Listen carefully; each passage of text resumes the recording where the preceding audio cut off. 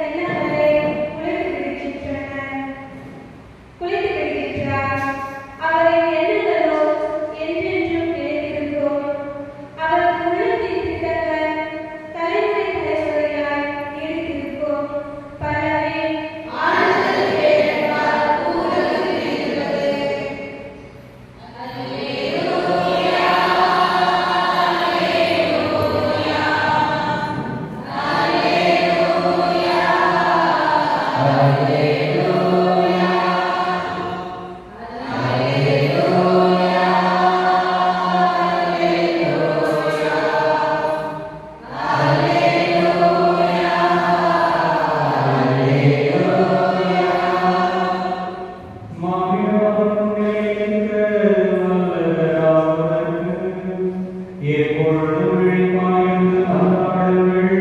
அல்லேலூயா.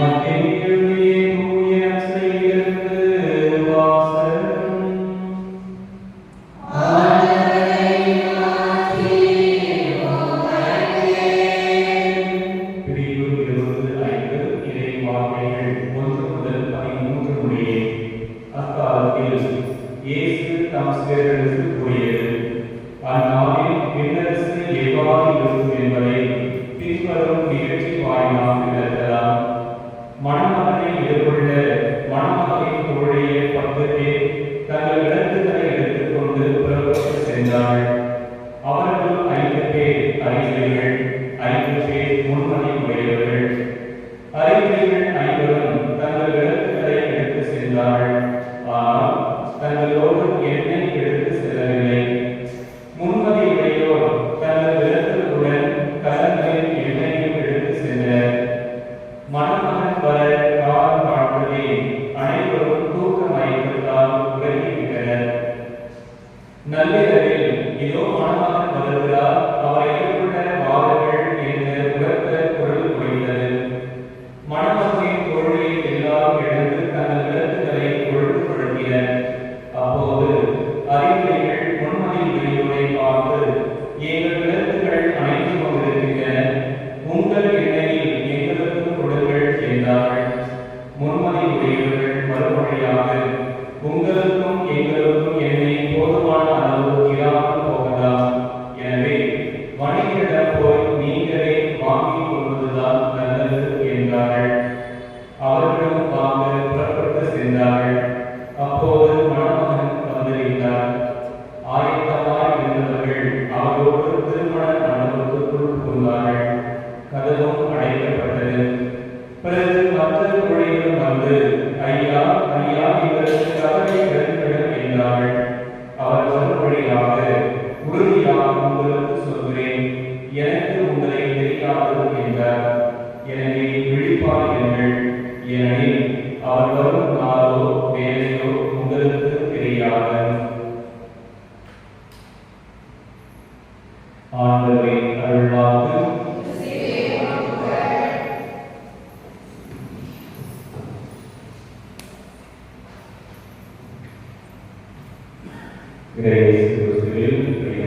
சகோதர சகோதரிகளே, இன்றைய முதல் வாசகத்தில் திருத்தூதர் பவுலடிகளார் புனித நகர குழுமத்தில் வாழ்ந்த மக்களை பார்த்து ஒரு கேள்வி எழுப்புகிறார். எது மழமை? எது மழமை என்கின்ற கேள்வி எழுப்பிவிட்டு 2 ஆப்ஷன் இருக்கிறார். ஒன்று, சிலுவை மழமையா, அல்லது இந்த உலக ஞானம் மழமையா என்கின்ற கேள்வியை எழுப்புகிறார். அப்படி கேள்வியை எழுப்பிவிட்டு அதற்கு அவரை வெளியே தருகிறார். என்ன சொல்றார் அப்படின்னா, யாரெல்லாம் அழிந்து போக வேண்டும் என்று நினைக்கிறாரோ அவர்களுக்கு சிலுவை மழமையாக தெரிகிறது. யாரெல்லாம் மீட்பு பெற வேண்டும், வாழ்வு பெற வேண்டும்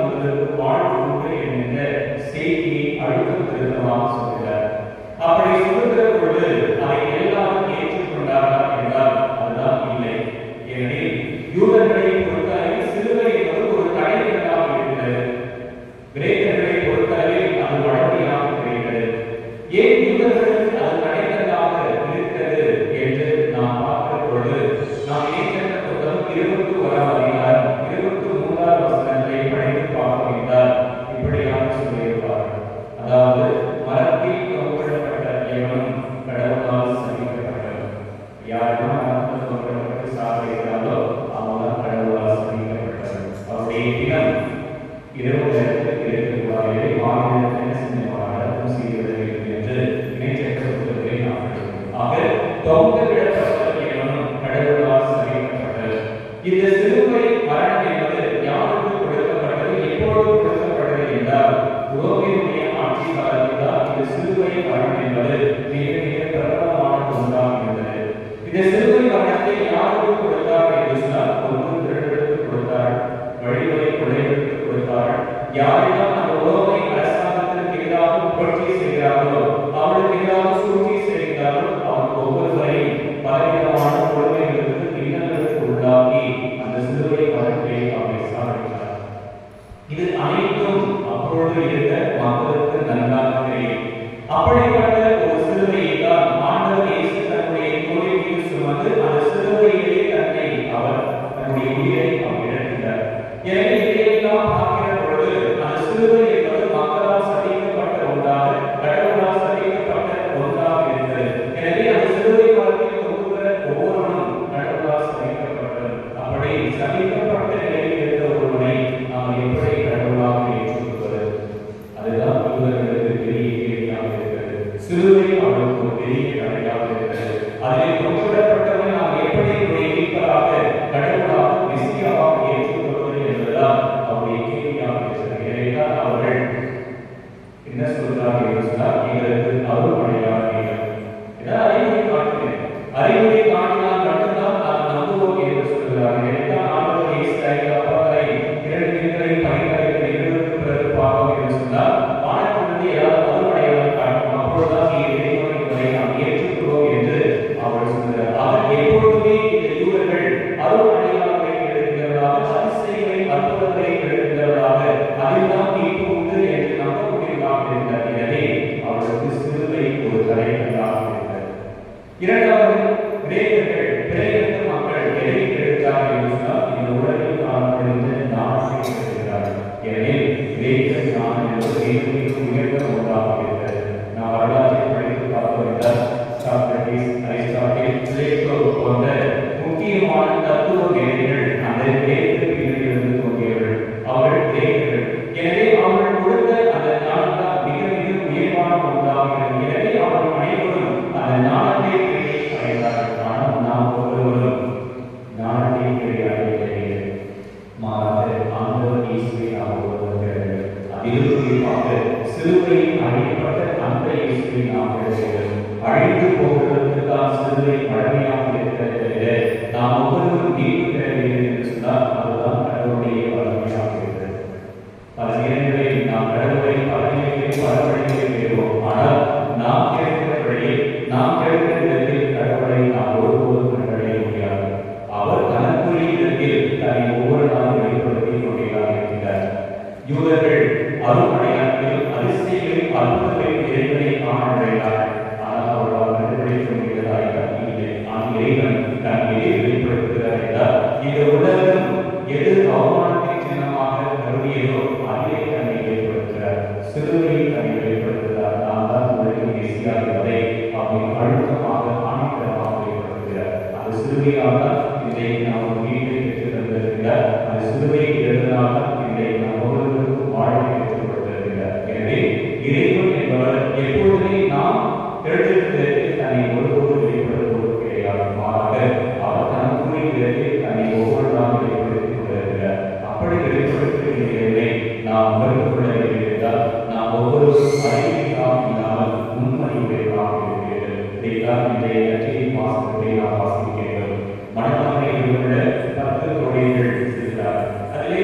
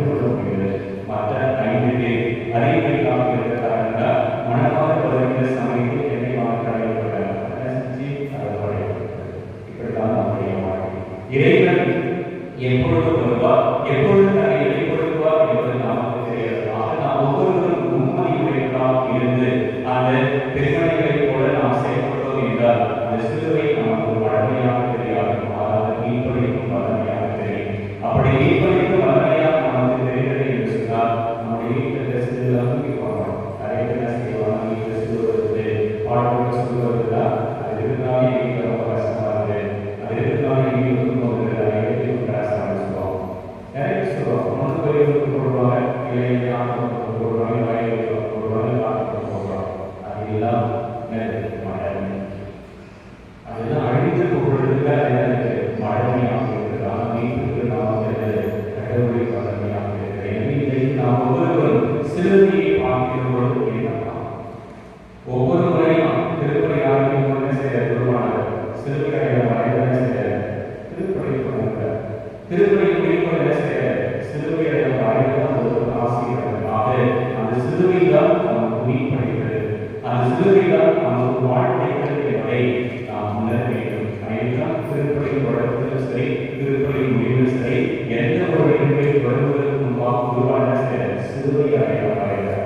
தந்தை மற்றும் தூய ஆவி சொல்வது மூவரை தெய்வனை அழைத்து அந்த சிலுவை அடையாளத்தை வரைந்து அதற்குத்தான் எந்த ஒரு இடங்களையும் தொடர்கிறது. நாம் அதைத்தான் செய்கிறோம். ஆனால் அந்த சிலுவையினுடைய மறைப்பொருளை நாம் வருவது கிடையாது. அந்த சிலுவையினுடைய மகத்துவத்தை மாற்றை மேன்மை நாம் வருவது கிடையாது. அப்படி உணர்ந்தோம் என்றால் சிலுவையை பார்க்கிற போது கஷ்டமா இருக்கிறது சொல்லி சொல்லுவாங்க.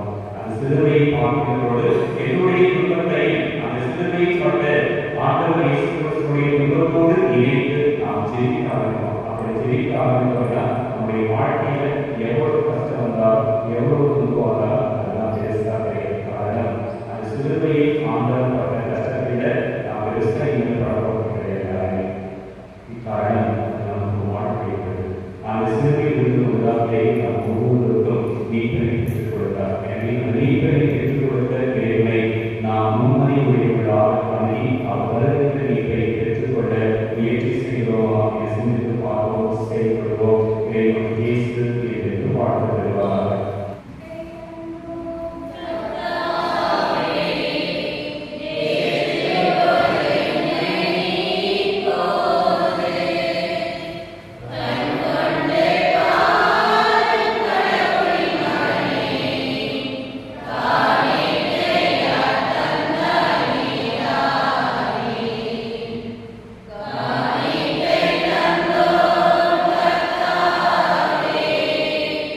Yeah.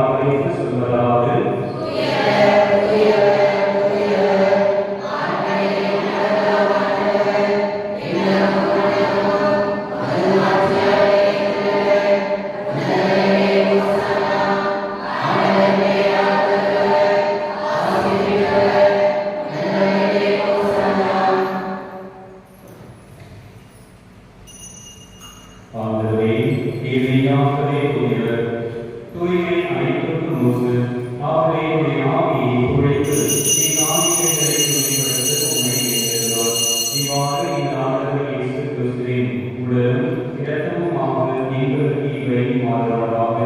அவர் பாடுபட உடன்படிந்து தம்மை கையெழுத்தோடு அப்பத்தை எடுத்து நன்றி செலுத்தி அதை பிரித்து தம் சீடர்களுக்கு அழைத்து கூறியதாவது: அனைவரும் இதிலிருந்து பெற்று உண்ணுங்கள், ஏனெனில் இது உங்களுக்காக கையளிக்கப்படும் என் உடல்.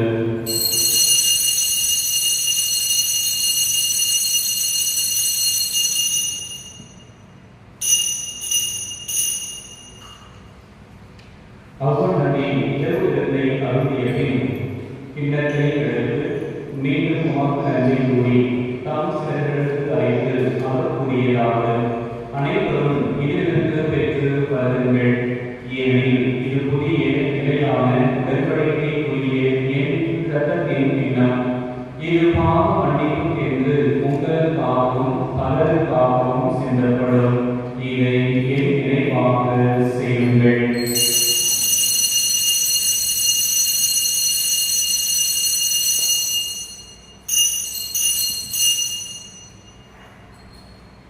நபிகளின் மறைபொருள்.